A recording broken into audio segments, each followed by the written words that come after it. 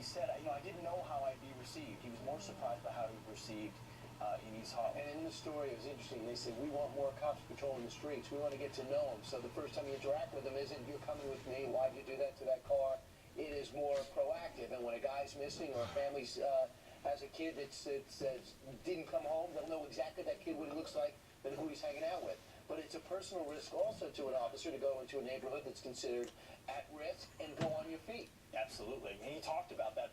In fact, there was a real personal story. I think we've got a clip of a woman who had a powerful story about her brother.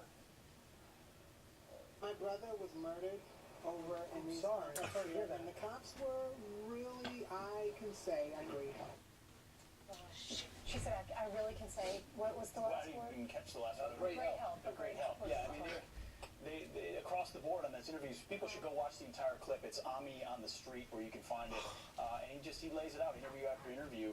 In fact, if you look at the stats of the NYPD, 51% white, but also 42% black and Hispanic. It's a very diverse force in these. See, I didn't have a problem with that stat. You know why? Because then it's implicit that everyone says, okay, if you're Hispanic, That's such a good point. right? Yeah. If you're Hispanic, then you're going to be treating the Hispanic community more fair than a white guy would at the Hispanic community, or an Hispanic in a black community. Well, they don't understand. Let's put a black person there. The thing is, if they're trained the same way, I think that you can put people 100%. wherever they are. Think about what you would do in that situation. You're going to help anyone. If they need your help, if they're screaming out because they're in distress, you're going to save whoever's life it is. Right, and the crazy thing of the description from the white guys, where the cops are greedy. Why? Because they work overtime? I mean, because they get great dental and benefits?